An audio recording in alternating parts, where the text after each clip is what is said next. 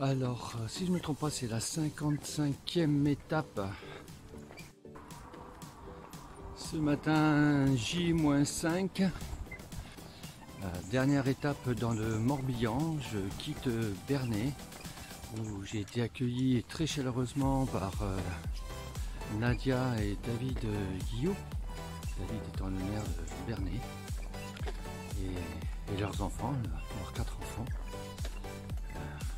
Bel échange, un beau moment de partage, très chaleureux.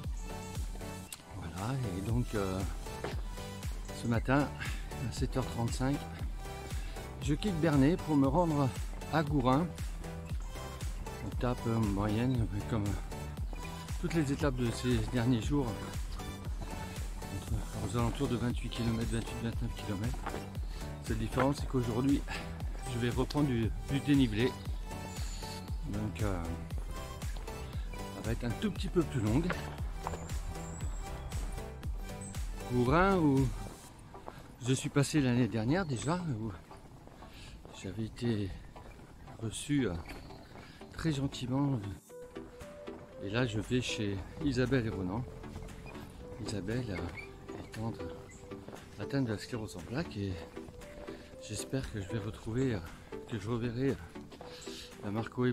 Marco Poello et Tata Sandrou, les deux jeunes femmes qui étaient venues marcher avec moi l'année dernière lorsque j'ai quitté Gourin le matin. Voilà, donc, on verra une belle journée ensoleillée qui s'annonce aujourd'hui. Quelques mots sur Bernay. Hier, David m'a fait visiter le musée de Bernay. Donc Bernay est une petite commune du Morbihan de 1600 habitants environ, et qui a évolué dans les années 73 à 77 en 3e division en foot, et dont un joueur connu, donc le papa de Johan, Christian Gurkouf, a joué à l'époque à Bernay. Voilà, donc ils ont ouvert un musée et ils vont inaugurer ce week-end samedi. L'an passé, montant de Perpignan, j'avais dormi à Saint-Fiacre, juste à côté de l'église.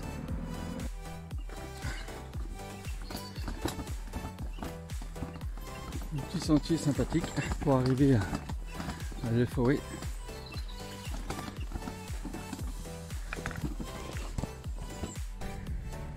Très joli halle de faouette.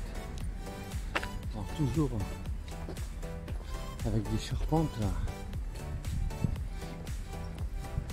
en forme de cale de bateau inversée. Voilà. C'est franchement, c'est très beau.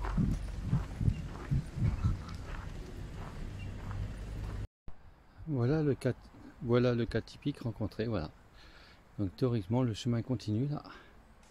Et non, il est fermé, il a été aliéné par l'habitant. Donc on a été obligé de modifier son tracé et trouver un petit chemin. Ça va, là j'ai un petit chemin qui part à ma droite. Donc je vais passer par là, mais c'est pas le tracé qu'il y a sur la carte. Bon, la modification du tracé n'est pas désagréable, hein. C'est un joli petit chemin. Maintenant, je ne sais pas où il m'emmène, donc on va voir au bout. Je suis arrivé à Gourin.